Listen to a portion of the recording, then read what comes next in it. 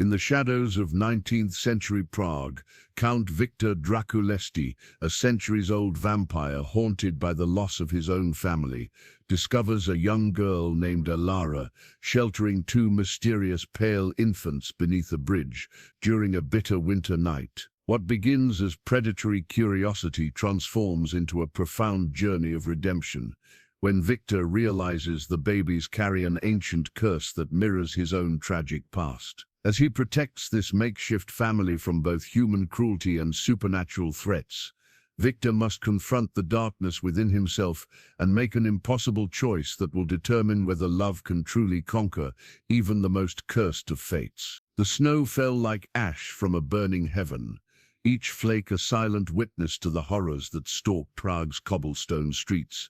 After midnight, Count Viktor Drăculești moved through the shadows with the grace of a predator who had perfected his hunt over 3 centuries. His black coat billowed behind him like wings of darkness, and his footsteps made no sound on the frost-covered stones. But tonight, something was different. A sound so faint that human ears would never catch it drew him toward the ancient Charles Bridge. It was a heartbeat. No, 3 heartbeats, intertwined in a rhythm that spoke of desperation and fear.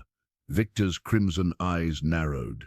In all his years of hunting, he had never heard hearts beat quite like this. As he approached the bridge's underbelly, where the homeless often sought shelter from Prague's merciless winters, the scent hit him. Blood, yes, but mixed with something else. Something ancient, something that made even his immortal soul shudder with recognition. There, huddled in the deepest shadow beneath the bridge's arch, was a sight that stopped Viktor in his tracks. A young girl, perhaps 14 or 15 years old, sat with her back against the cold stone wall. Her dark hair was matted with snow and dirt, her clothes little more than rags, stitched together with hope and desperation. But it wasn't the girl that stunned the vampire count. It was what she held in her arm. 2 infants, wrapped in what appeared to be her own torn coat, lay against her chest. Their skin was pale as moonlight, almost translucent, and their eyes were open, staring with an intelligence no newborn should possess. They were the color of old silver, ancient and knowing. "Please," the girl whispered, though Viktor had made no sound to announce his presence. "Please don't hurt them." Viktor stepped forward, his movement causing the shadows to ripple like water. The girl, Elara, he would later learn her name was, pressed herself harder against the wall, clutching the babies tighter. "You can see me," Viktor said, his voice carrying the weight of centuries. It wasn't a question. Elara nodded, her own eyes, a startling violet color, never leaving his face.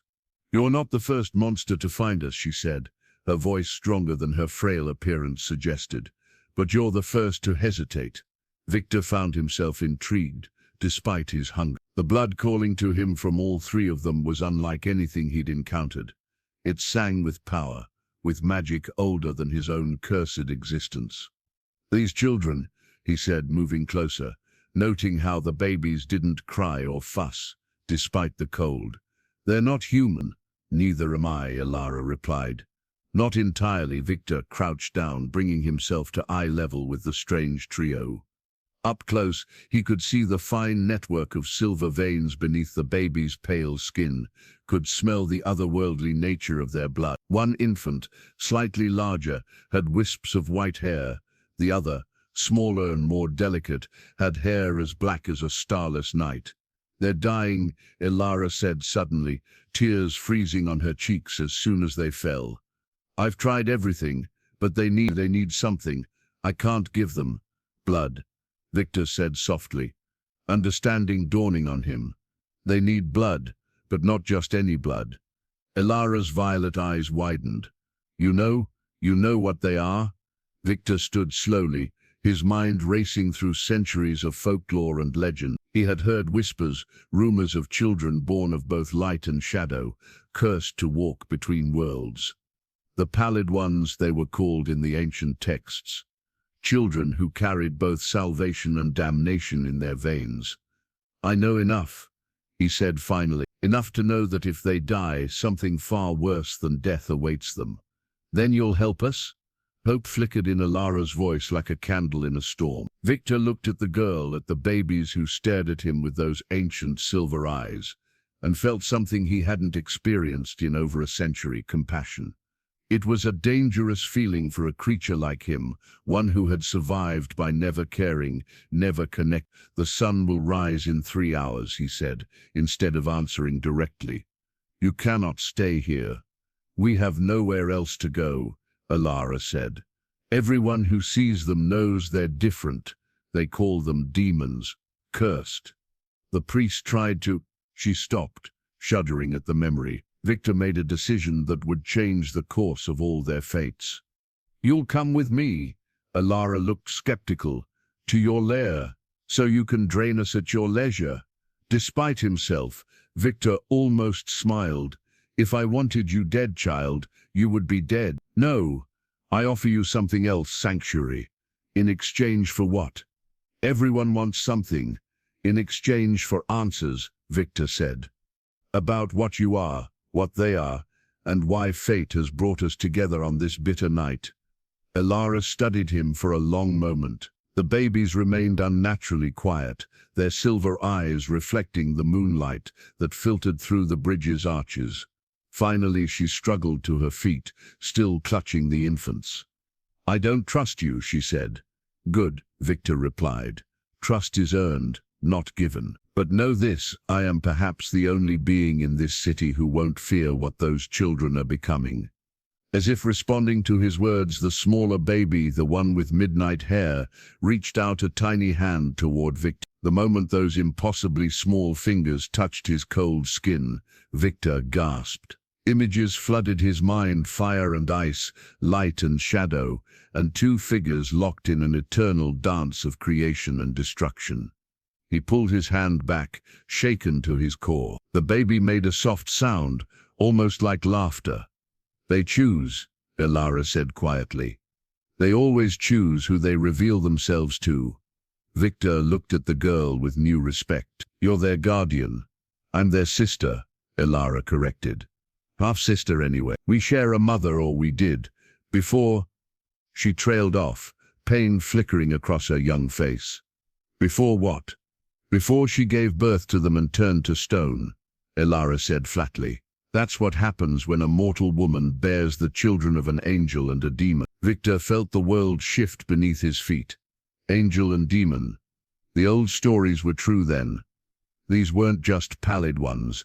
They were the rarest of the rare, twins born of absolute opposites, destined to either save or damn the world, depending on how they were raised. "Come," he said, removing his coat and wrapping it around Elara and the babies. "We have much to discuss, and the night grows short."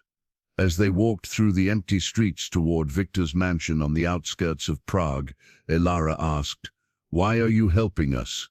What's in it for you?" Viktor was quiet for a long moment, remembering another child, another time, another life when he was still human. "Perhaps," he said finally, "I'm tired of being alone in my monstrosity." The smaller baby made that laughing sound again, and the larger one opened its mouth in what might have been a smile, revealing tiny, pearl-like fangs. "My name is Elara," the girl said as they walked.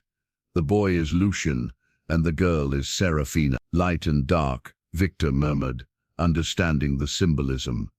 "How poetic." "Mother had a sense of humor," Elara said bitterly. "Right until the end."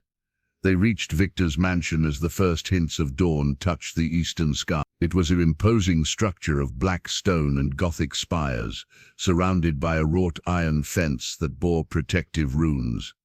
As they passed through the gates, Viktor felt the weight of his decision settling on his shoulders. "Welcome," he said as the heavy doors closed behind them, "to your new home." Elara looked around the grand foyer with its dark wood paneling and ancient tapestries. "It's very vampire-like."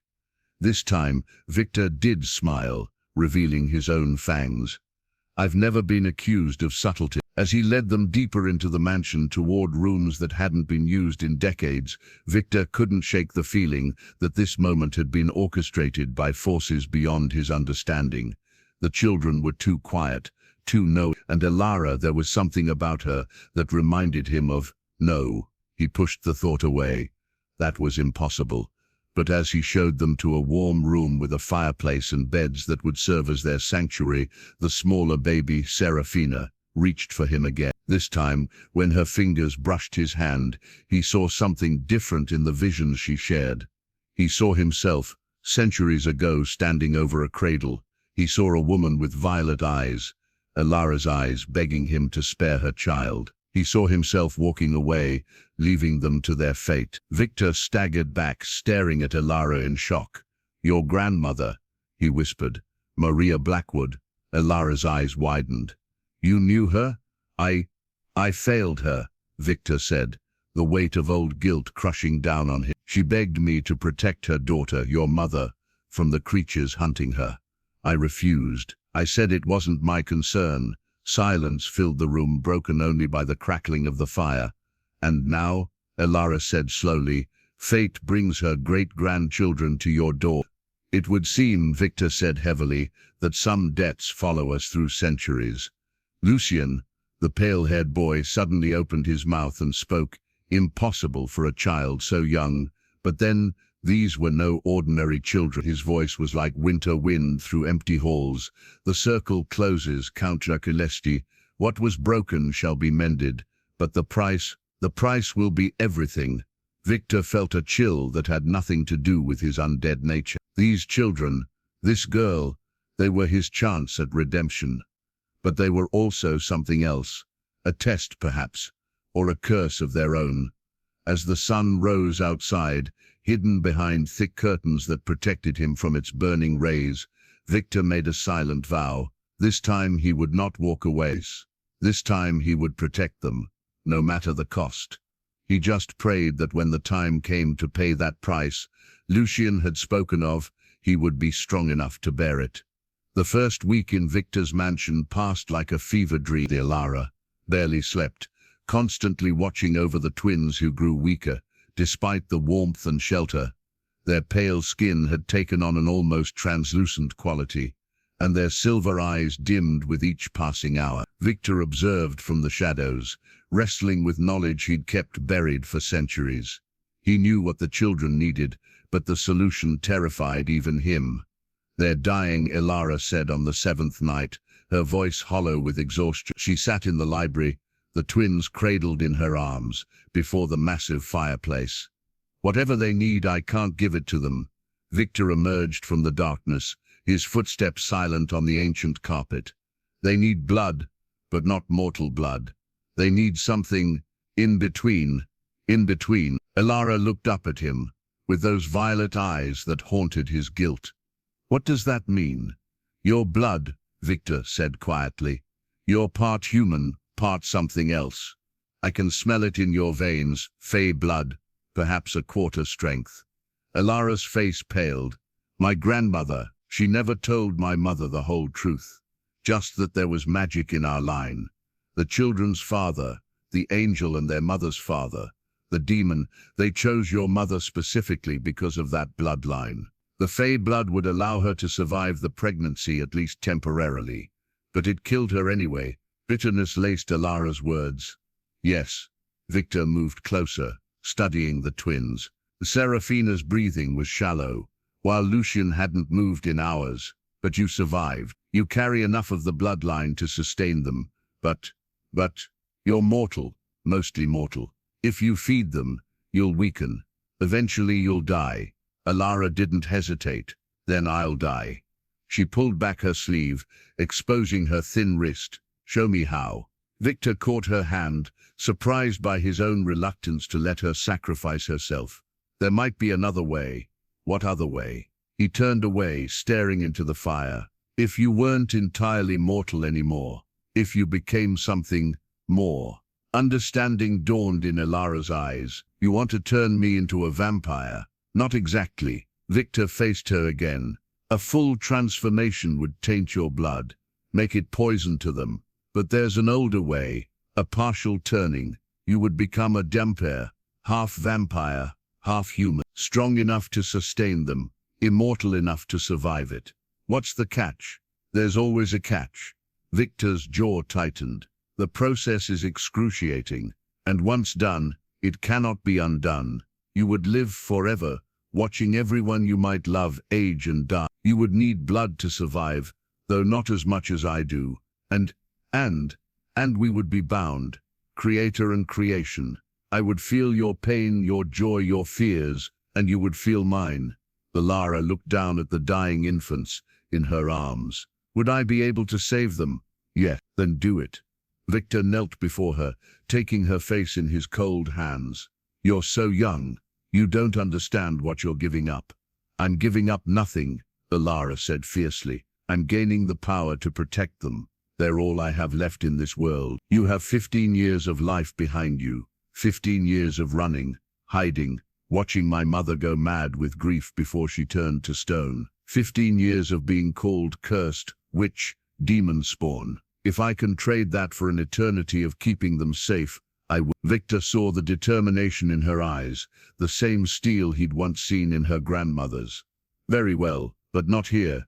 This must be done properly. He led her deeper into the mansion, down stone steps she hadn't known existed, into a chamber that predated the house itself. The walls were covered in symbols that seemed to shift and breathe in the candlelight. This was a temple once, Viktor explained, placing the twins carefully in a circle of softly glowing stones at the room's center. Before Christianity came to these lands, the old gods were worshipped here, and they're okay with vampires using their space. The old gods care little for our human distinctions between good and evil. They care only for balance. Viktor began drawing symbols on the floor with what looked like silver dust mixed with blood. His own, Elara realized, watching the dark liquid drip from his self-inflicted palm wound. When this begins, he said, not looking at her, you'll want to die. The pain will be unlike anything you've ever experienced. But you must hold on. Think of them. He nodded toward the twins. Think of why you're doing this. I'm ready. Viktor completed the circle, and the temperature in the room dropped 20 degrees. The symbols on the walls began to pulse with an otherworldly light. No, he said softly, you're not. But you're brave, and that will have to be enough. He moved behind her, one hand on her shoulder, the other brushing her dark hair aside to expose her neck. Forgive me, he whispered. And Elara wasn't sure if he was talking to her, or to someone else, perhaps her grandmother's ghost.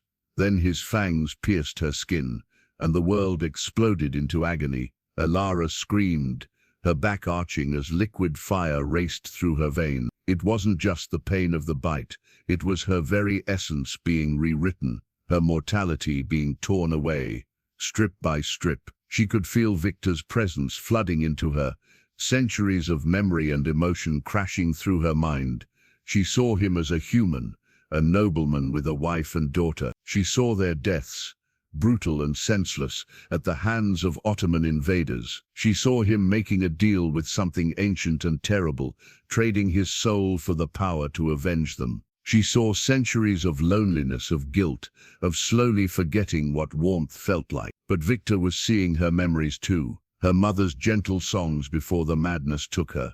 The first time Elara saw the twins and felt love instead of fear. The night spent running from those who would harm them, feet bleeding, stomach empty, but never giving up. The connection forged between them was more intimate than anything either had experienced. They were laid bare to each other, all pretense stripped away. Just when Elara thought she would shatter from the pain, Viktor pulled back, but it wasn't over. He bit his own wrist, pressing the bleeding wound to her lips. Drink, he commanded, his voice rough with emotion.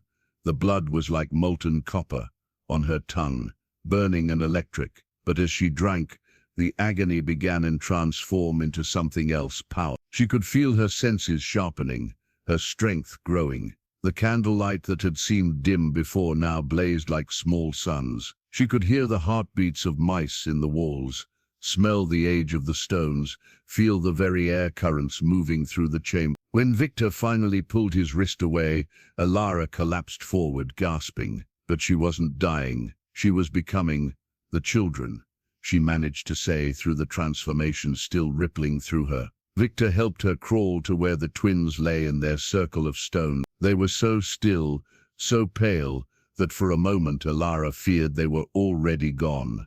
Feed them, Viktor instructed. A few drops from your finger for each. Their nature will do the rest. With trembling hands, Elara bit her own finger, surprised at how easily her new fangs, smaller than Viktor's, but sharp, pierced her skin. She let a drop of blood fall onto Lucian's lips, then Serafina's.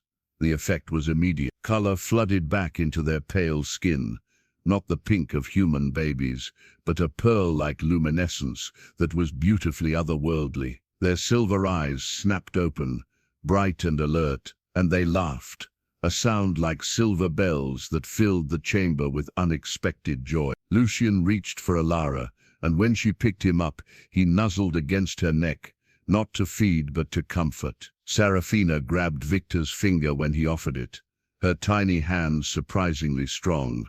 It worked, Elara breathed, tears streaming down her face. They're alive. They're really alive. More than that, Viktor said, wonder in his voice. Look, the twins were glowing, actually glowing with a soft light that seemed to come from within. As they watched, small wings, translucent and delicate as butterfly wings, unfurled from their backs. Lucian's were white, touched with gold. Serafina's black shot through with silver. They're beautiful, Elara whispered. They're impossible, Viktor corrected, but his tone was gentle. Angel and demon, light and dark, perfectly balanced. And now, with your blood sustaining them, they can grow into what they're meant to be. Which is, I don't know, in all my centuries, I've never seen anything like them. As if in response to his words, Serafina turned her ancient silver eyes toward him and spoke in that impossible way of hers. We are the bridge, vampire lord, between what was and what will be. But bridges can be crossed from either direction. Ominous baby prophecies, Elara said weakly, exhaustion from the transformation hitting her. That's not concerning at all. Viktor surprised himself by laughing, actually laughing for the first time in decades. Welcome to immortality, little damper. It only gets stranger from here. As he helped Elara stand, supporting her with one arm while she held the twins, Viktor felt something he'd thought lost forever: hope. These children, this girl who was now his creation and his responsibility, they were his chance to be more than the monster he'd become. But in the shadows beyond the chamber, something else stirred. An ancient presence that had been sleeping for millennia, awakened by the birth of the impossible twins and the forging of the unlikely family. The real danger was only just beginning.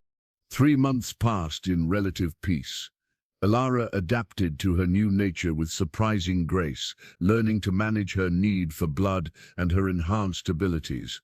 The twins grew at an unusual rate, not quite as fast as human babies, but faster than Viktor had expected. They could crawl now, their movements unnaturally graceful, and their wings had grown stronger, though they kept them hidden most of the time. Viktor found himself changing too. The constant presence of others in his mansion, the laughter of children, even strange, supernatural children, had awakened something in him he'd thought long dead. He began to remember what it felt like to be part of a family. But peace, Viktor knew from long experience, never lasted. It started with the dreams. Elara woke screaming 3 nights in a row, clutching at her throat. "They're coming," she gasped on the 3rd night, as Viktor held her while she trembled. Through their bond, he could feel the echo of her terror. "I can see them in my dreams, men in white robes, carrying silver stakes and holy water that burns like acid." "The order of the celestial flame," Viktor said grimly. "I'd hoped they wouldn't notice the twins' presence so soon. You know, the vampire hunters with a twist. They specialize in all supernatural beings. They deem abominations. They've been after me for 2 centuries, and now they're after the twins." "Yes." Elara pulled away from him, her violet eyes blazing with protective fury. "Then we fight, we run," Viktor corrected. The Order doesn't send 1 or 2 hunters. They send armies, and they have weapons blessed by both angels and demons, weapons that can kill even me. Where would we go? Before Viktor could answer, Serafina began crying from the nursery, a sound she rarely made. Both Viktor and Elara rushed to the room, finding both twins awake and distressed. Lucian was glowing brighter than usual, his small hands pressed against the window. "Bad men," he said in his unsettling, too-old voice. "Bad men with fire in their hearts and ice in their souls." Viktor looked out the window and cursed in a language that had been dead for 1,000 years. The mansion was surrounded. Dozens of figures in white robes stood at the gates, and more were approaching from all directions. How did they find us? Elara scooped up both twins, her new strength allowing her to carry them easily. "The children's power," Viktor said, already moving to gather essential items. "It's been growing. They can probably sense it for miles now." A voice amplified by some supernatural means echoed across the grounds. "Count Drăculești, we know you harbor the abominations. Surrender them, and we might allow you to exist a while longer." Viktor's laugh was dark and dangerous. "Brother Marcus, still compensating for your lack of actual faith with excessive zealotry. I see. You know him?" Elara asked. "We have history. He was a monk before he became a hunter. I may have killed his mentor." Viktor shrugged. "He deserved it. He was torturing children he suspected of being werewolves." "Were they?" "No. They just had birthmarks he didn't like." The voice came again. "You have 1 hour to surrender. After that, we burn the mansion to the ground with everyone inside." "Can they do that?" Elara asked. "Aren't you protected here?" "The mansion's defenses are strong, but not impregnable, and they have blessed fire. It can burn through any magical protection given enough time." Serafina reached for Viktor, and when he took her, she pressed her small hand against his cheek. Images flooded his mind. Not visions this time, but memories. Her memories, impossible as that seemed for a child so young. He saw the moment of the twins' conception, not the physical act, but the spiritual one. An angel of terrible beauty meeting with a demon of surprising gentleness. They spoke of balance, of a war coming that would destroy everything, of children who could prevent it by uniting the opposing forces. But he also saw others, shadows watching from the edges of reality. Ancient things that fed on chaos and wanted the war to happen. They were the ones who had whispered the twins' location to the Order. "The old ones," Viktor breathed, pulling away from Serafina's touch. "They're involved in this. The old ones." Elara looked confused. "Beings that existed before angels and demons, before the division between light and dark. They want to return everything to primordial chaos. And the twins represent order, a new order, but order nonetheless. The old ones want them dead." A crash from downstairs interrupted them. The hunters weren't waiting an hour. "The tunnels," Viktor said, making a split-second decision. "There are escape tunnels under the mansion, leading to the old catacombs. We can lose them there." They ran, Elara carrying the twins while Viktor led the way. Behind them they could hear the hunters breaking through the mansion's defenses, their blessed weapons shattering centuries-old protections like glass. The entrance to the tunnels was hidden behind a false wall in the wine cellar. Viktor tore it open, revealing a narrow stone passage that disappeared into darkness. "It's too small," Elara said. "We'll have to go single file. Then you go first with the twins. I'll guard the rear." They plunged into the darkness, the sounds of pursuit growing closer. The tunnels were a maze, full of traps Viktor had set over the centuries, but he knew the hunters had likely come prepared. After what felt like hours but was probably only minutes, they emerged in the catacombs, an ancient network of burial chambers that stretched for miles beneath Prague. The walls were lined with skulls and bones, arranged in macabre patterns by long-dead monks. "Which way?" Elara asked, the twins unnaturally quiet in her arms. Viktor was about to answer when Lucian spoke. "Down. We need to go down." There's nothing down there but Victor stopped. No, absolutely not. What? Elara demanded. The deep cathedral. It's a place where something old is imprisoned. We do not go there. The old thing sleeps, Serafina said in her wind chime voice. It won't wake for us. We're not what it's waiting for. You can't know that. We can, the twins said in unison, their voices harmonizing in an otherworldly way. We are balance. It seeks imbalance. We are invisible to its dreams. The sound of hunters entering the tunnels behind them made the decision for them. Fine, Viktor growled, but stay close and touch nothing. He led them deeper into the catacombs, down passages that grew older and stranger with each turn.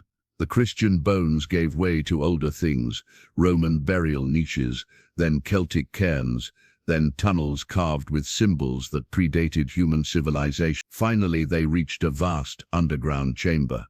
It wasn't built, it was carved from a single massive stone, shaped into a cathedral that seemed to exist in defiance of geometry. Pillars twisted in impossible directions, and the ceiling showed stars that hadn't shone over Earth in millions of years.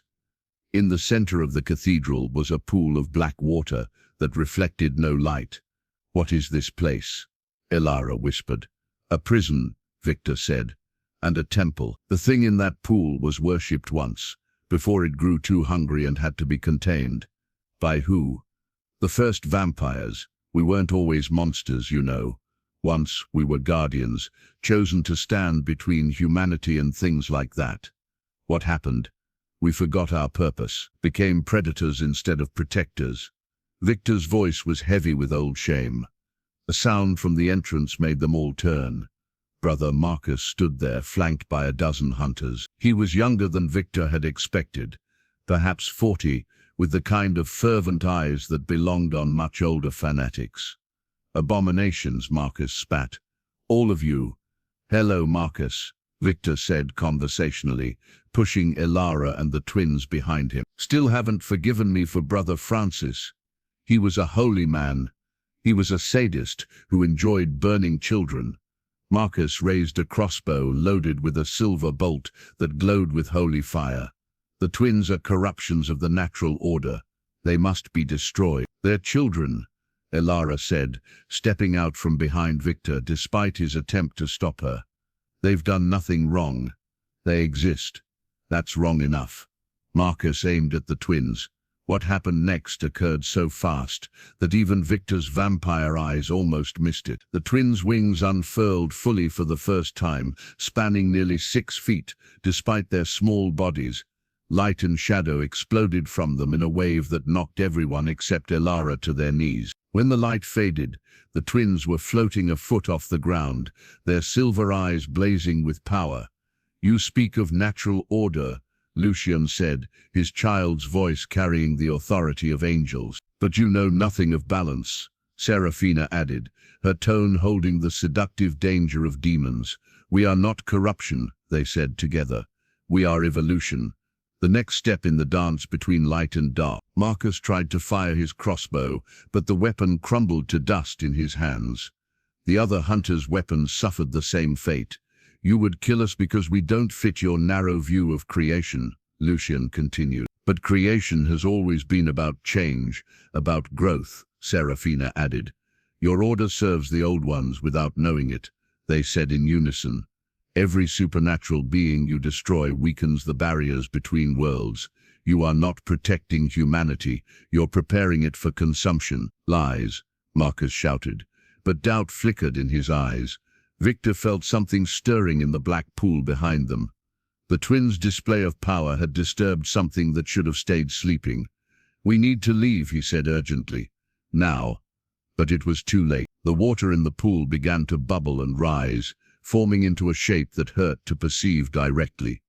It was darkness given form, hunger made manifest. So much power. The thing's voice was like grinding stone. So young, so fresh. It reached out with tentacles of living shadow toward the twins. But instead of fleeing, Lucian and Serafina flew toward it, their small hands clasped together. No, Viktor and Elara shouted simultaneously. The twins touched the creature, and light exploded through the cathedral, not holy light or damned darkness, but something in between, a grey light that spoke of dawn and dusk, of the spaces between absolutes. The creature screamed, a sound that shattered stone and sent everyone clutching their ears. But the twins held on, pouring that strange grey light into it. "You are imbalance," they said together. "You are hunger without satiation, existence without purpose. But even you can be redeemed." The creature's form began to change, shrinking, solidifying. When the light finally faded, where the pool of darkness had been stood a confused-looking young woman with long black hair and silver eyes exactly like the twins. "Mother," she said, her voice uncertain. Viktor's mind reeled. This thing, this ancient horror, was connected to the twins. "Not mother," Serafina said gently. "Sister. The first attempt at balance, but you were incomplete. Too much hunger, not enough heart." "We're what you were meant to be," Lucian added, "but your creation taught our parents what was needed." The woman creature, whatever she was, fell to her knees, sobbing. I remember before the hunger. I had a name, Liliana.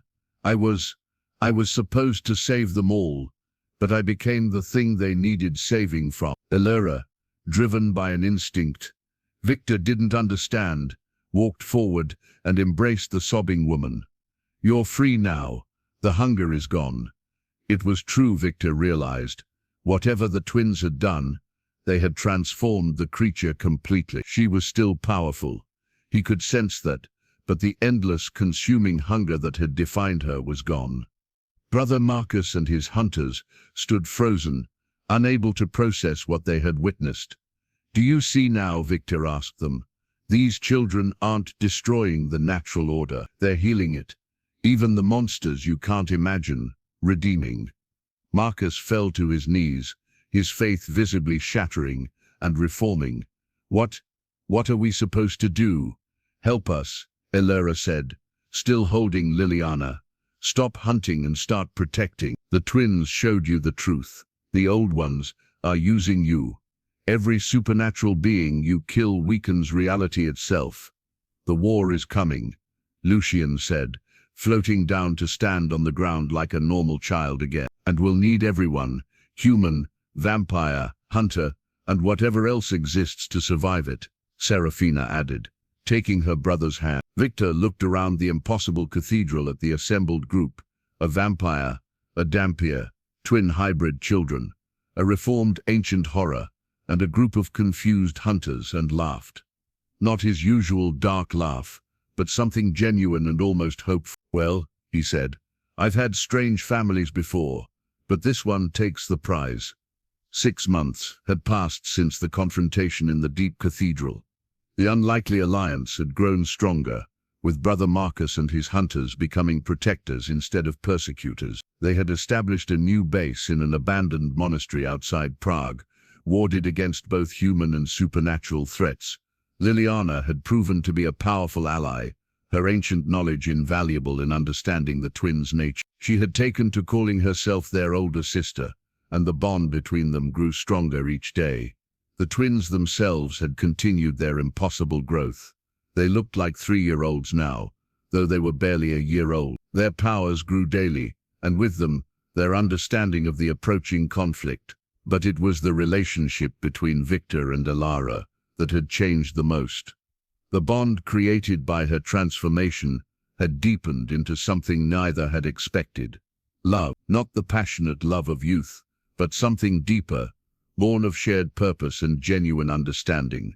Viktor found Elara one evening in the monastery's garden, teaching the twins about the different flowers. Moonlight caught her dark hair, and for a moment he forgot to breathe, an old habit from his human days that sometimes resurfaces. "The roses are beautiful," Serafina was saying, "but they have thorns." "Everything beautiful has thorns," Elara replied, then noticed Viktor watching. A soft smile crossed her face. "Some more than others. Very subtle," Viktor said, approaching them. "Comparing me to a rose now. If the thorn fits," Elara teased. Lucien looked between them with those two knowing eyes. You love each other, he stated simply. But you're afraid. Out of the mouths of babes, Viktor muttered. We're not babies, Serafina protested. We're complicated. That's one word for it, Viktor agreed, sitting beside Elara on the stone bench. The twins wandered off to examine more flowers, giving them a moment of privacy. They're right, you know, Elara said quietly. You are afraid. I've lost everyone I've ever loved, Viktor admitted. My wife, my daughter, every mortal I've cared for over the centuries. Love, for me, has always ended in death. I'm not exactly mortal anymore. No, but you're young. You have an eternity ahead of you. You shouldn't tie yourself to someone like me. Elara took his cold hand in her warm one. Someone like you. You mean someone who saved us, who gave up his solitude to protect children that weren't his responsibility, who transformed me not for his own gain, but to save them. Someone who's killed thousands, who's been a monster for longer than you can imagine, and who's trying to be better. That's what matters. Before Viktor could respond, Liliana burst into the garden, her face pale with fear. They're here, the old ones. They're manifesting. Everyone rushed to the monastery's walls. In the distance, the sky was tearing apart, revealing voids of swirling chaos. Things that shouldn't exist were pouring through, creatures of pure entropy that dissolved everything they touched. It's too soon, Viktor said. The twins aren't ready. Ready or not, Marcus said, joining them with his hunters. This is happening. The twins stood hand in hand, their wings unfurled, watching the approaching chaos with eerily calm expressions. It was always going to come to this, Lucien said. We were born for this moment, Serafina added. What do you mean? Elara asked, though Viktor could feel through their bond that she already suspected. To seal the breach between worlds requires a perfect fusion of light and dark, the twins said together. We are that fusion. No, Elara said immediately. There has to be another way. There isn't, Liliana said softly, tears streaming down her face. I've seen it in the old memories. The prophecy was clear.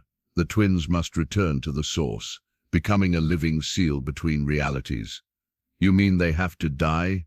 Viktor's voice was dangerous. Not die, Lucien said. Transform, become something greater. Will exist, just not here. We'll be the bridge that keeps the worlds apart, Serafina explained. But we won't be able to return. Elara fell to her knees, pulling the twins into her arms. No, I won't let you. You're just children. We were never just children, they said gently, hugging her back. We were hope, given form. The approaching chaos was getting closer. Buildings in Prague were beginning to dissolve, people screaming as reality itself came undone. Viktor made a decision. There has to be another way. What if someone else became the seal? Someone already caught between life and death. You? Marcus asked. It wouldn't work, Liliana said. You're undead, but you're still singular in nature. The seal requires duality. Then what about both of us? Elara said suddenly, standing. Viktor and I together. We're bonded, light and dark, human and vampire, life and death. The twins exchanged a look that was far too mature for their apparent age. It's possible, Lucien said slowly, but the cost would be enormous. Serafina added. You would have to give up everything. Your existence here, your chance at any normal life, even your separated consciousness. You would become one entity forever maintaining the barrier. Would we be aware? Viktor asked. Yes, but you would exist in the space between spaces, never able to return, never able to die. Viktor looked at Elara. Through their bond, he could feel her determination matching his own. It's better than losing them, she said. Agreed. No. This time it was the twins protesting. We won't let you sacrifice yourselves for us. It's not just for you, Viktor said, kneeling before them. It's for everyone. And it's what parents do for their children. But you're not. Aren't we? Elara interrupted.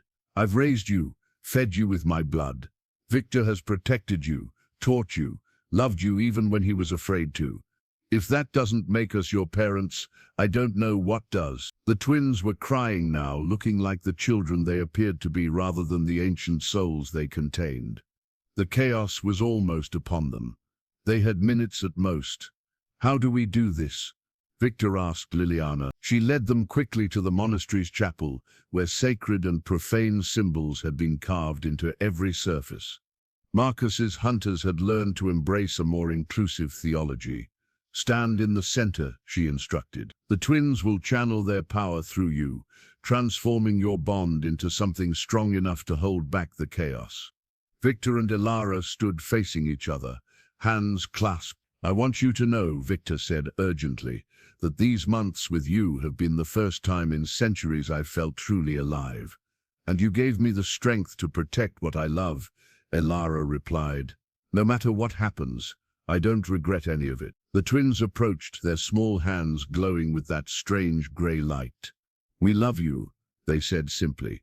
"Both of you, and we love you," Viktor and Elara said in unison. The twins placed their hands on Viktor and Elara's clasped ones, and the world exploded into sensation. Viktor felt his consciousness merging with Elara's, their separate selves becoming something new. He experienced every moment of her life as if it were his own, and she experienced his centuries of existence. Their love, already strong, became something transcendent. Together, they rose, not physically, but spiritually, expanding beyond their bodies to become a barrier of pure will between the world and the chaos, trying to consume it. The old ones screamed in rage as they were pushed back, their entropy unable to overcome the perfect balance of Viktor and Elara's joined essence. From their new perspective, they could see everything, the twins collapsing from exhaustion, but alive, Liliana catching them, Marcus and his hunters, fighting off the few chaos creatures that had made it through. But mostly they were aware of each other, two souls now eternally intertwined, holding the line between order and chaos. "I'm not afraid anymore," Viktor's essence whispered to Elara's. "Neither am I," she replied. Chapter 5. The Eternal Vigil. 10 years had passed since Viktor and Elara became the living barrier between worlds.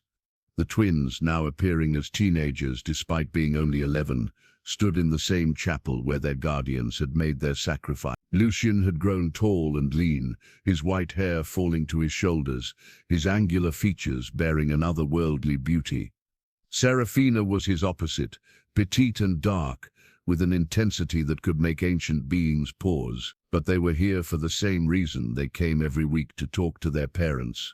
"Can you hear us?" Serafina asked the empty air, though she knew it wasn't truly empty. The candles in the chapel flickered, and for a moment, two shadows appeared on the wall, holding hands, watching over them as they always did. "They can hear," Liliana said, entering the chapel. She had become their guardian after Viktor and Elara's transformation, the ancient being finding redemption in caring for the children she'd once have devoured. "Brother Marcus says the barriers have been quiet this week," Lucian reported to the shadows. "No attempted breaches." The shadows seemed to pulse with approval. "We miss you," Serafina said quietly. "Both of you." The temperature in the room grew warmer, Viktor and Elara's way of embracing them from beyond. "Tell them about the school," Liliana prompted. "Oh yes," Lucian bright. "Marcus and the former hunters have started a school for supernatural children. Werewolf cubs, young witches, even a few vampire fledglings. They're teaching them control, but also pride in what they are." The shadows danced, conveying joy, "And we're helping," Serafina added. "Our balance helps the others find their own." Suddenly the chapel filled with that familiar grey light, and for just a moment, Viktor and Elara appeared, translucent but visible, their forms merged at the edges but their faces distinct. "My children," they said in unison, their voice and harmony of male and female, young and old. "We are so proud." The twins rushed forward, and somehow, impossibly, they could touch. It wasn't physical, but it was real, a spiritual embrace that transcended dimensions. "We've learned something," Viktor and Elara continued. "The barrier isn't forever, as balance spreads in your world, as more beings like you bridge the gaps between opposites, the need for us lessens. You mean you could come back? Serafina asked, hope blazing in her silver eyes. Someday, when the world no longer needs us to hold it together, when enough beings of balance exist that the barrier maintains itself. How long? Lucian asked, though he suspected the answer. Perhaps another century, perhaps less, if the peace holds and more bridges are built between the supernatural communities.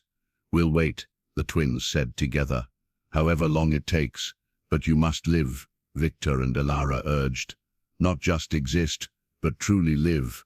Find love, make mistakes, have adventures. We'll be watching, always, but you must write your own stories. The image began to fade. Wait, Serafina called out. Is it lonely, where you are? The last thing they heard before the presence faded completely was a gentle laugh. We have each other, that's all we need. The chapel fell silent again, but it was a comfortable silence, full of love and promise. Come, Liliana said, putting her arms around both twins. Marcus has prepared dinner, and you know how he gets when the food gets cold. As they left the chapel, Lucian looked back one more time. They saved everyone, didn't they? Not just us, but the whole world. Yes, Liliana said, but more importantly, they saved each other. Chapter 6, The Reunion. 90 years later, the world had changed dramatically. Supernatural beings no longer hid in shadows, but lived openly among humans. The school Marcus had started had grown into a global network. The twins, now appearing as adults though they were just over 100 years old, had become leaders in this new integrated world. Lucian stood before the United Nations, his wings proudly displayed, arguing for expanded rights for newly discovered supernatural species. Serafina ran a healing center where human doctors worked alongside vampire physicians and fey healers. But tonight they stood once again in that old chapel, now a monument to peace and sacrifice. Liliana was there, looking exactly as she had 90 years ago. Marcus was gone. He had lived a full human life and died peacefully at 96, content that his legacy was one of protection rather than persecution. The barriers are stable, Lucian reported to the shadows on the wall. We haven't had a breach attempt in 5 years. The integration is complete, Serafina added. Humans and supernaturals live in harmony. There are still problems, of course, but we face them together. The shadows began to move differently than usual, swirling and condensing. The grey light that the twins knew so well filled the chapel, brighter than it had ever been before. What's happening? Liliana gasped. The light became blinding, and when it faded, 2 figures stood before them, separate, but holding hands. Viktor looked exactly as he had the night he'd saved them, tall, pale, dressed in dark clothes that belonged to another era. But his crimson eyes held warmth they'd never possessed before his sacrifice. Elara appeared as she had in her transformed state, young, beautiful, with those distinctive violet eyes, but now there was an ancient wisdom in her gaze that spoke of the centuries she'd spent between worlds. "Hello, my darlings," Elara said, her voice breaking with emotion. The twins didn't hesitate. They crashed into their parents. And this time the embrace was fully physical, fully real. Tears flowed freely as the family held each other for the first time in 90 years. "How?" Lucian managed to ask through his tears. "The balance has been achieved," Viktor explained, his arms still wrapped around his family. "The world no longer needs us to manually hold the barriers. The connections between humans and supernaturals, the bridges built by beings like you, have created a self-sustaining harmony." "You mean you're back for good?" Serafina asked, hardly daring to hope. "For good," Elara confirmed, kissing both twins on their foreheads. "Though we're different now, we can never be fully separated again. We're permanently bonded, 2 souls in 2 bodies, but sharing one existence. We can feel each other's thoughts, emotions, everything," Viktor added. "But we wouldn't have it any other way." Liliana approached cautiously. "Sister, brother," she said formally, then broke into a smile. "Welcome home." Viktor studied her for a moment, then pulled her into the family embrace. "Thank you for protecting them, They protected me more than I protected them, Liliana admitted. They gave me purpose, redemption, a reason to exist beyond hunger. As they finally pulled apart, wiping tears and laughing at the joy of it all, Serafina asked, "What will you do now? The world has changed so much." Viktor and Elara exchanged a look, communicating in that wordless way they'd developed. "We thought we might travel," Viktor said. "See this new world you've all built. And maybe," Elara added with a smile, "we could help with the school. Teaching young supernaturals about balance, about choosing love over fear. The children would benefit from your experience," Lucian agreed enthusiastically. "Both the mundane and the mystical. But first," Viktor said, looking around the chapel that had been the site of so much pain and triumph, "I think we should have a proper family dinner. I haven't tasted food in over 4 centuries, but I'd like to try." "You can eat now?" Serafina asked, surprised. "We're something new," Elara explained. "Not vampire, not damper, not human. We exist in balance. We can choose to eat food or drink blood, walk in sunlight or embrace shadow. The century between worlds changed us fundamentally." "Then let's go home," Lucian said, taking Viktor's hand while Serafina took Elara's. "Our real home. We've maintained your mansion, Viktor. Every room, exactly as it was." "Our mansion," Viktor corrected gently. "All of our." As they walked through the Prague streets, openly and without fear, the city's inhabitants, human, vampire, fae and everything in between, nodded respectfully. Some even bowed. Word of Viktor and Elara's sacrifice had become legend, and their return was already spreading through the supernatural network.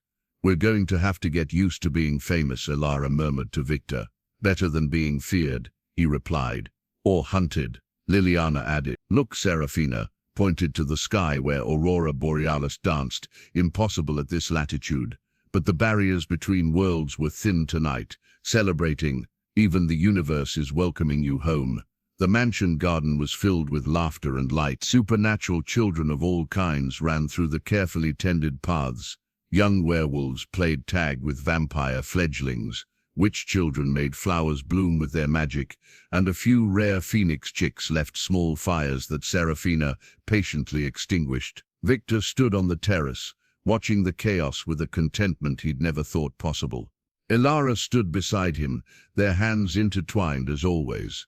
"Who would have thought," she mused, "that your dark mansion would become the brightest place in Prague?" "You brought the light," Viktor said simply. "You always did." The twins approached, now fully adult in appearance, their wings, which they rarely hid anymore, catching the afternoon sun. "The new students are settling in well," Lucian reported. He'd taken over much of the school's administration, his natural balance making him an ideal mediator for conflicts. "And the healing center has officially partnered with the hospital," Serafina added.